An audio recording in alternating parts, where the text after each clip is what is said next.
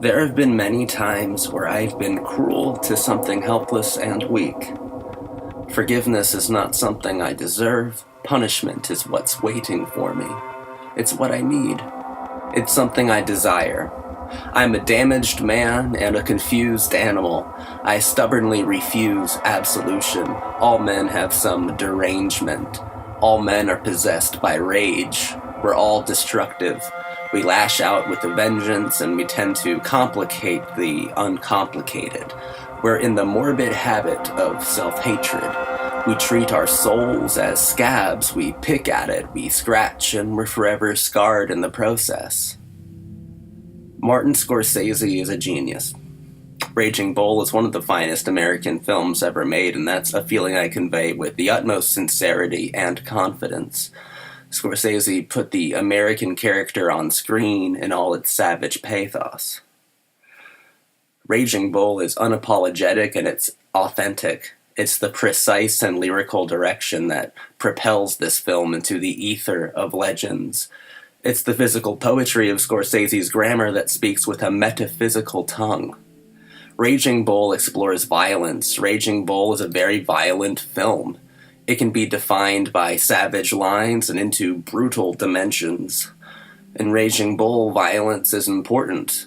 It can be wielded as a confidence trick, a furious shell game, in desperate defense of masculinity, maintaining the perpetuation with dishonest zeal. Violence is also doled out cynically, as in an extremely sardonic act of defiance, in an idealistic display of masculinity, reframing the projection with fickle devotion. At its most urgent, Raging Bull captures violence at its most meaningful and, by extension, at its most sadistic. Each and every vicious blow means something to Jake LaMotta. This is a man defined by his obsessive quest for ruthless retribution. This is a man explained away by punishment. He's a man at war with an invisible, imagined impotence when violence is meted out with meaning. The distribution of it drives the act into significant territory. Some men best express themselves through violence. If Jake LaMotta hadn't thrashed his way through the overwhelming complexities of his existential self, he wouldn't have existed at all. Sometimes it's better to harm something than to nurture it. Sometimes that's the only thing you can do. Women serve a distinct purpose in the world of Raging Bull, and it's to be hurt, trampled, and misunderstood. They are there so we can hear them screaming. They are here so we can watch them writhe and see them struggle. If every part of a woman is meant to be immediately desirable, then Scorsese is actually showing the conclusion of that aggressive desire, the ultimate end of selfish impulses. Women are impossible things. We chase after them and savor the hunt. We court them as animals, and that's how we unravel before them. We stay steadfast, resolute, and true to our natures. Women are enigmas, but they do not endure. Men have a tendency to forget, to overlook, and to take for granted what they sacrificed all to obtain. Men are set in their absolute Sisyphean struggle. They're locked in a seemingly senseless rebellion that only they can fully understand independently. The women of Raging Bull are neglected, treated as embezzled goods, as tokens of some sort of past singular conquest. Vicky was the struggle that should have been enough to fill LaMotta's heart. As meaningful creatures in a meaningless environment, if man embraces every aspect of the perceived cultural masculinity and then crudely projects it, everyone he knows will be blinded by his pointless, abrasive, and virile display of crowned male foolishness. Raging Bull is Scorsese's best put-together film. It's the definition of a perfectly composed character drama picture. Scorsese as the ultra-violent Mozart of images. I've genuinely never experienced something as immaculately designed as this. Every single shot astonishes me. Every single decision made by Scorsese was inspired and true to expressing visual pathos. The grammar of Raging Bull is beyond a beautiful language. It's the essence significance of art itself. I see Eisenstein, Griffith, Chaplin, and Wellman, but most of all, I see Scorsese.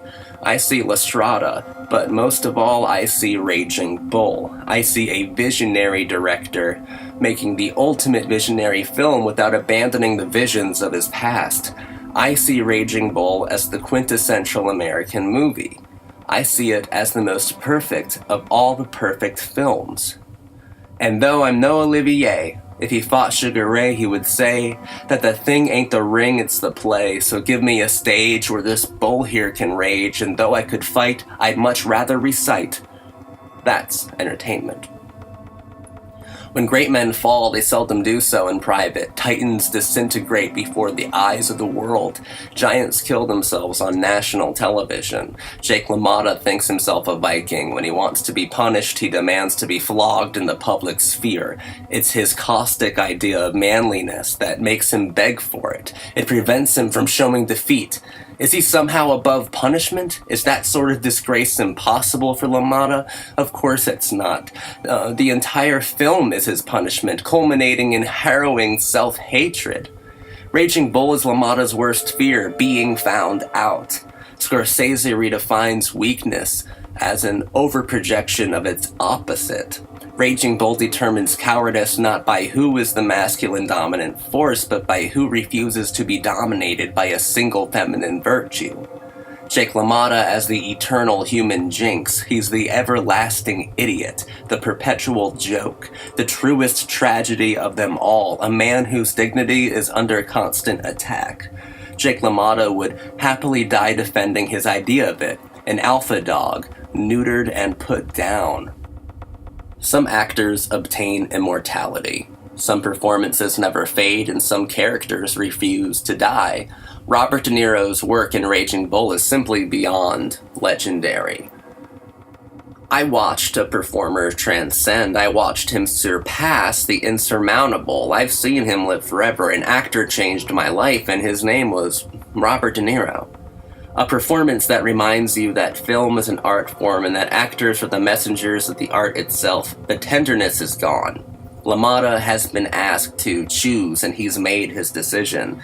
His heart will forever be black, once an overwhelmingly bright and seething red for what he feels obligated to do, for what he feels compelled to, for the sake of his manhood. You can feel every impotent, tragic, and unpreventable moment of it. You can physically touch the character as the shade of his heart blackens irreversibly. You can feel LaMotta lose color and humanity. LaMotta was many things, but he was never a stone. It wasn't a central lack of feeling that led him to ruin. On the contrary, it was an overabundance of intense passion that proved to be his downfall. The man's undoing was in how unreasonably emotional he was. It's an extraordinary expression of loss. When he enters the ring, you can sense his folly as it becomes more and more permanent. He has entered the realm of the irreparable. His strained, overworked black heart is a part of him. Exhausted and overextended, and it will never be altered or changed. Jake LaMotta will never be saved.